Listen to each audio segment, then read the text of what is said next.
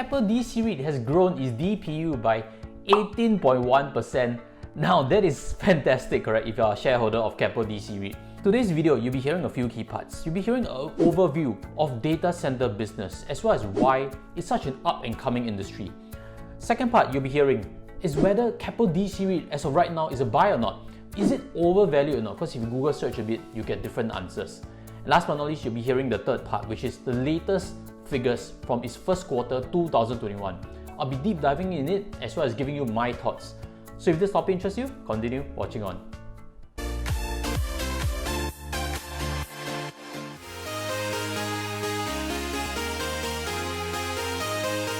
Hi guys, welcome back.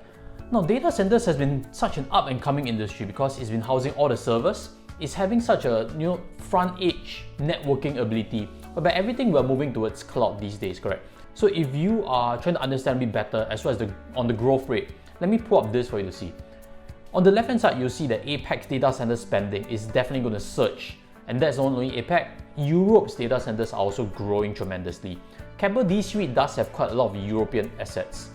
But the part I'd like to drive home with you in this discussion is the bottom right hand side. First part, global internet traffic has surged 47% year on year in 2020. Now, a bit of that has been driven because of COVID. We are all staying at home. Internet usage should have grown, but probably not at that kind of rate. But nonetheless, this trend of growth in internet is definitely going to increase. More and more developing countries would definitely pick on 5G network, smartphone, etc. etc. At bottom right is at 5G. Every developed nation is moving towards 5G. China is already well ahead. That's why when 5G is required, data centers are part of the infrastructure, just to understand it simply. Now let's move on to Keppel DC REIT itself.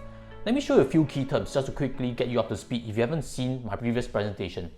Keppel DC REIT actually has a lot of co-location leases. Different data centers have different mix. And what you see over there, co-location means they rent on a shorter term basis. Shell and core, that's where they develop, they customize. Fully fitted means they run a full service. That's to explain it on a simplistic point of view. Co-location, which has a very short weighted average lease expiry WALE. As you see over there, 2.4 years in terms of WALE, which means when it's up, they can potentially renew at a higher rate. That's especially if demand and supply is favorable to the data center itself. If you understand this breakdown in terms of lease type and as well as the WALE, it has roughly stayed similar for the last few years. I actually have a quick snapshot for you to see also. This is in 2018. Same, co-location was their main bulk of lease types, which means they can price it up frequently higher. Typically, small medium enterprise might be more interested in co-location. As to trade sector, it's also remained roughly the same. Internet enterprises, telecoms, IT services. The strategy has stayed the same, it's just the weighted average lease expiry WALE has decayed a bit, which is natural. In terms of debt profile, Keppel DC REIT is indeed very sound, financially very stable. So let's move on to the next part, which is more important. Is Keppel DC REIT overvalued or not?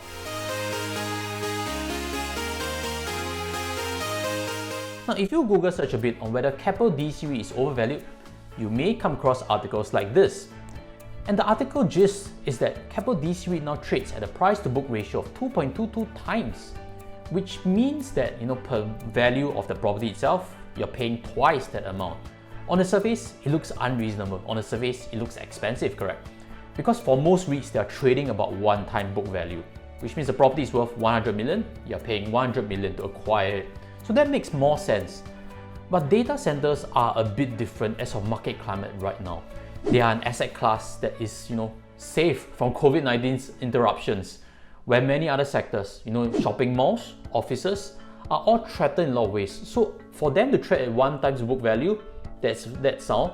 But for data centers, which is a priced asset right now, trading at 1 time book value is not necessarily an expected fair value.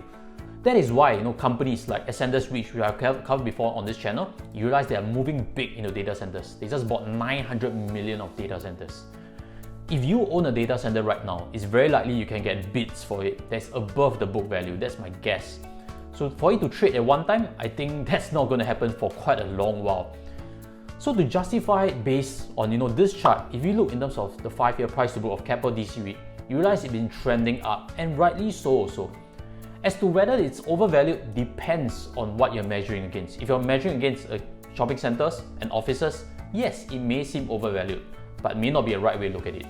If you measure it against its peer, for example, Equinix, which is an even bigger data center, you realize that Equinix is trading at 5-point-something times price to book value, correct? So does Keppel DC have a lot of room to move up? Quite possibly so, but also I'd like to hear your point of view, so leave them in the comment sections below. And if you haven't subscribed, press the subscribe, because in the coming weeks I'll be reviewing more financial performance of REITs in Singapore itself.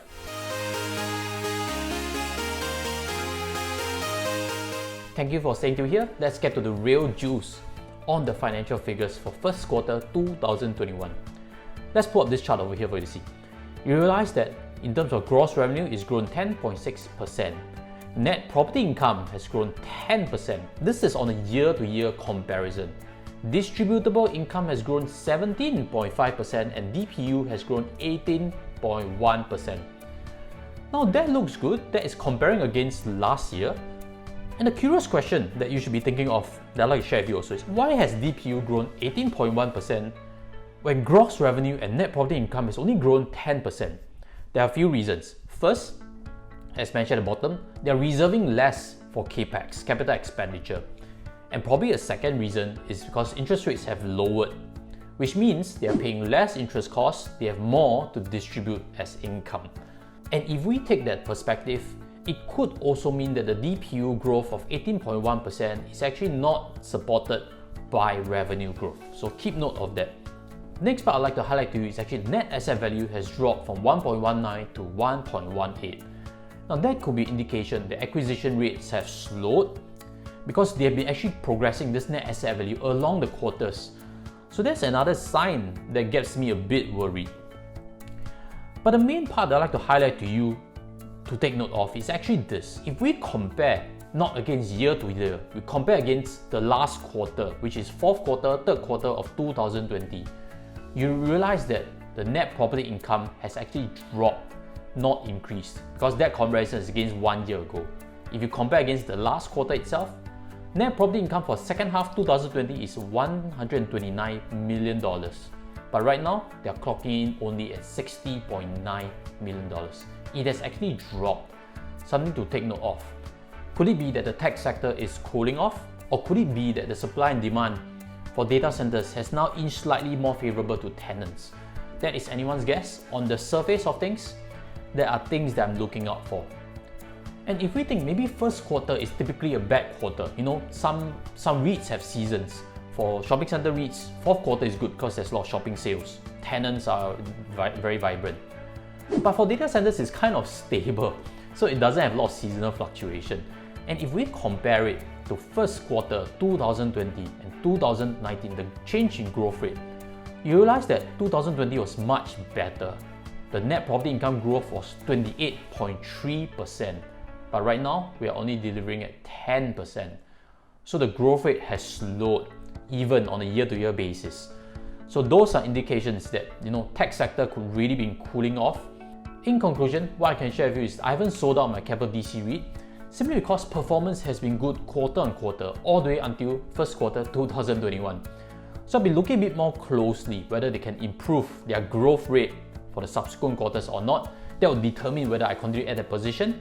But as of now, I do believe data centers are still a very priced asset. Everybody's moving in that direction. I'd rather hold the Keppel DC REIT, which is purely into data centers, and see their growth moving forward and track whether it is worth to add a little bit more or not.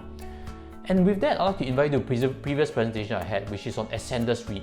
As I mentioned, Ascendas has moved now substantially into data centers, and they've been diversifying away from Singapore industrial.